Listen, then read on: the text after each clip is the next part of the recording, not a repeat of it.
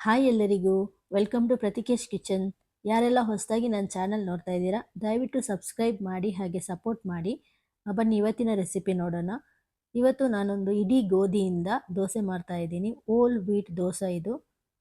ಹಾಗೆ ಇದರ ಜೊತೆಗೆ ಸಿಂಪಲ್ ಆಗಿ ಒಂದು ಕೊಕೊನಟ್ ಚಟ್ನಿನೂ ತೋರಿಸ್ಕೊಡ್ತಾ ಇದ್ದೀನಿ. ಇದು ತುಂಬ ರುಚಿಯಾಗಿರುತ್ತೆ. ಒಂದ್ಸಲ ಟ್ರೈ ಮಾಡಿ.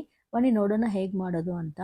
ನಾನಿಲ್ಲಿ ಒಂದು ಬೌಲಿಗೆ 3 ಕಪ್ಪಿನಷ್ಟು ಇಡೀ ಗೋಧಿನ ತಗೊಂಡಿದ್ದೀನಿ. ಚೆನ್ನಾಗಿ ಆರಿಸ್ಕೊಂಡು ತಗೊಳ್ಳಿ.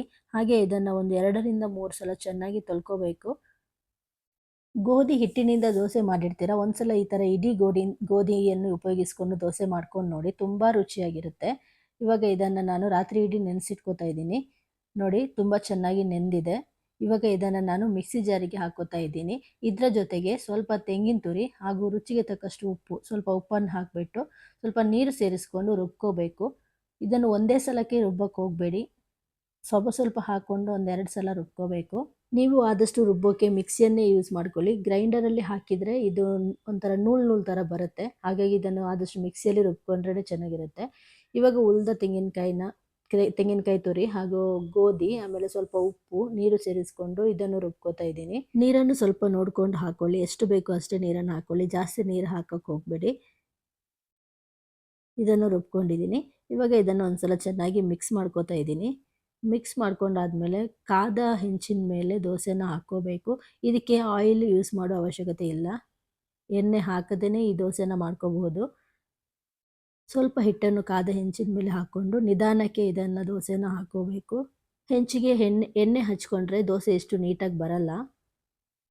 ಹಾಗೆ ಇದು ಸಕ್ಕರೆ ಕಾಯಿಲೆ ಇರೋರಿಗೆ ಒಳ್ಳೆಯ ಬ್ರೇಕ್ಫಾಸ್ಟ್ ಅಂತಲೇ ಹೇಳ್ಬೋದು. ಯಾಕಂದರೆ ಇದಕ್ಕೆ ನಾವು ಅಕ್ಕಿ ಸೇರಿಸಿಲ್ಲ, ಹಾಗೆ ಎಣ್ಣೆ ತುಪ್ಪ ಏನೂ ಹಾಕ್ಕೊಂಡಿಲ್ಲ. ಬರೀ ಗೋಧಿ, ಸ್ವಲ್ಪ ಉಪ್ಪು ಹಾಗೆ ತೆಂಗಿನಕಾಯಿ ತುರಿ ಇಷ್ಟನ್ನೇ ಹಾಕಿರೋದು. ಹಾಗಾಗಿ ಸಕ್ಕರೆ ಕಾಯಿಲೆ ಇರೋರಿಗೆ ತುಂಬ ಒಳ್ಳೆಯ ಬ್ರೇಕ್ಫಾಸ್ಟ್ ಅಂತಲೇ ಹೇಳಬಹುದು. ನೋಡ್ತಾ ಇದ್ದೀರಲ್ಲ, ನಾನು ಎಣ್ಣೆ ಏನೂ ಹಾಕ್ಕೊಂಡಿಲ್ಲ, ಹಾಗೆ ದೋಸೆ ಹಾಕೋತಾ ಇದ್ದೀನಿ. ನಿಮಗೆ ಕ್ರಿಸ್ಪಿಯಾಗಿ ಬೇಕು ಅಂದರೆ ಇನ್ನೂ ಸ್ವಲ್ಪ ಹೊತ್ತು ಇದನ್ನು ಬೇಯಿಸ್ಕೊಂಡ್ರೆ ಕ್ರಿಸ್ಪಿಯಾಗಿ ಬರುತ್ತೆ.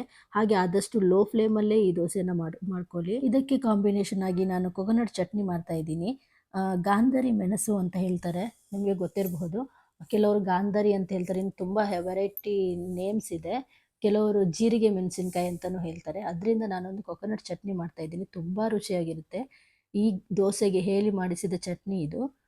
ನಾನು ಮಿಕ್ಸಿ ಜಾರಿಗೆ ಸ್ವಲ್ಪ ತೆಂಗಿನಕಾಯಿ ತುರಿ, ಸ್ವಲ್ಪ ಹುಣಸೆಹಣ್ಣು, ಸ್ವಲ್ಪ ಕರಿಬೇವು ಸೊಪ್ಪು ಹಾಗೂ ಒಂದು 10ರಿಂದ 12 ಗಾಂಧಾರಿ ಮೆಣಸು, ಅಂದರೆ ಅದೇ ಹೇಳಿದ್ನಲ್ಲ ಜೀರಿಗೆ ಮೆಣಸು ಅಂತಾರೆ, ಅದನ್ನು ಹಾಕ್ಕೊಂಡು ಸ್ವಲ್ಪ ರುಚಿಗೆ ತಕ್ಕಷ್ಟು ಉಪ್ಪು ಸೇರಿಸ್ಕೊಂಡು ನೀರು ಸೇರಿಸ್ಕೊಂಡು ರುಬ್ಕೋತಾ ಇದ್ದೀನಿ. ನೀವು ಒಗ್ಗರಣೆ ಹಾಕೋದಾದರೆ ಸ್ವಲ್ಪ ತೆಂಗಿನ ಎಣ್ಣೆಗೆ ಸಾಸಿವೆ ಹಾಗೂ ಸ್ವಲ್ಪ ಉದ್ದಿನ ಬೇಳೆ, ಇಂಗು, ಕರಿಬೇವು ಸೊಪ್ಪು ಹಾಗೆ ಒಂದೆರಡು ಕೆಂಪು ಮೆಣಸನ್ನು ಹಾಕಿಬಿಟ್ಟು ಇದಕ್ಕೆ ಒಗ್ಗರಣೆ ಕೊಟ್ಟರೆ ಇನ್ನೂ ಚೆನ್ನಾಗಿರುತ್ತೆ. ಈ ದೋಸೆ ಮತ್ತು ಚಟ್ನಿ ರೆಸಿಪಿ ನಿಮಗೆ ಇಷ್ಟ ಆಯಿತು ಅಂದ್ಕೋತೀನಿ. ಇಷ್ಟ ಆದರೆ ದಯವಿಟ್ಟು ಲೈಕ್ ಮಾಡಿ ಹಾಗೆ ಶೇರ್ ಮಾಡಿ. ಹಾಗೆ ಆ ಮೆಣಸಿನಕಾಯಿಗೆ ಏನು ಹೇಳ್ತಾರೆ ಅಂತ ನನಗೆ ಕಮೆಂಟ್ ಬಾಕ್ಸಲ್ಲಿ ತಿಳಿಸಿ. Thank you for watching.